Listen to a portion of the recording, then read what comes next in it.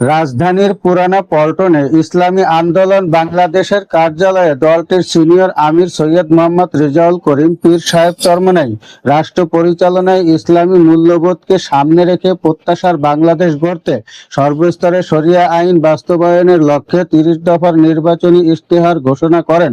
সাথে সাথে আরও ৮ দফার কর্মসূচি ঘোষণা দেন। আমির বলেন, রাষ্ট্র সংস্কার, সংবিধান সংস্করণ, জুলাই সনদ ঘোষণা সহ আরও ৬ দফার কার্যকর করবেন দলটি। দেখতে থাকুন। রাষ্ট্র পরিচালনায় সর্বত্র শরিয়ার প্রাধান্য সহ মৌলিক ৩০ দফা নির্বাচনী ইশতেহার ঘোষণা করেছে ইসলামী আন্দোলন বাংলাদেশ। মৌলিক ইশতেহারের বাইরে ১২টি বিশেষ কর্মসূচি, ৮ দফা নীতিগত অবস্থান, রাষ্ট্র সংস্কারে ৬ দফা পরিকল্পনা এবং খাতভিত্তিক ২৮ উন্নয়ন পরিকল্পনা তুলে ধরেছে দলটি। আজ বিকেলে জনপ্রত্যাশার ইশতেহার নামে দলীয় ইশতেহার ঘোষণা করে ইসলামী আন্দোলন। রাজধানীর পুরানা পল্টনে দলীয় কার্যালয়ে দলের আমির সৈয়দ মোহাম্মদ রেজাউল করিম এই ইশতেহার ঘোষণা করেন। এ সময় দলের জ্যেষ্ঠ নেতারা উপস্থিত ছিলেন।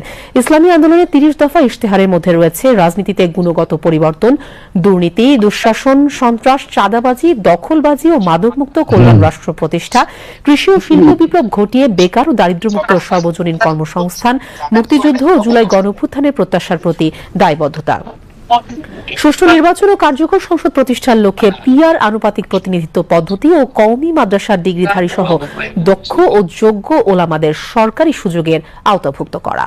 রাষ্ট্র পরিচালনায় ইসলামের মৌলিক নীতিমালার মধ্যে রয়েছে আদালত, ইনসাফ, নাগরিকের স্বার্থের প্রতি সংবেদনশীলতা, দায়বদ্ধতা, সামাজিক নিরাপত্তা ও আইনের শাসন। ইসলামী আন্দোলন বাংলাদেশ রাষ্ট্র ক্ষমতায় গেলে এই মৌলিক নীতিমালা পূর্ণ প্রতিপালন করবে। একটি ন্যায়ভিত্তিক, নিরাপদ, সুশাসিত ও সাম্যভিত্তিক বাংলাদেশ গড়ে তোলা হবে। শাসন ও রাষ্ট্র সংক্রান্ত ইসলামের ধারণায় ক্ষমতার চর্চা হয় না, বরং দায়িত্ব পালন এর মনোভাব প্রাধান্য বিস্তার করে। নাগরিকের সাথে শাসকের সম্পর্ক ক্ষমতার সম্পর্ক না, বরং দায়িত্ব এর সম্পর্ক বিরাজ করে। এই নীতিবোধ থেকে রাষ্ট্র পরিচালনা করা হবে এবং দায়িত্ব হস্তান্তরে আগ্রহী দৃষ্টিভঙ্গি লালন করা হবে। ভোটাধিকার ও গণতান্ত্রিক মূল্যবোধ চর্চিত হবে। ইসলামী আন্দোলন বাংলাদেশ দেশের সকল মানুষকে সমান অধিকার ও মর্যাদা সম্পন্ন নাগরিক হিসাবে বিবেচনা করে। ধর্ম বা জাতি বিবেচনায় কাউকে সংখ্যালঘু বা সংখ্যাগুরু বিবেচনা করবে না। সকলের ধর্মীয় বিশ্বাস রক্ষা ও পালনের নিরাপদ ও উৎসবমুখর পরিবেশ নিশ্চিত করতে আমরা প্রতিজ্ঞাবদ্ধ।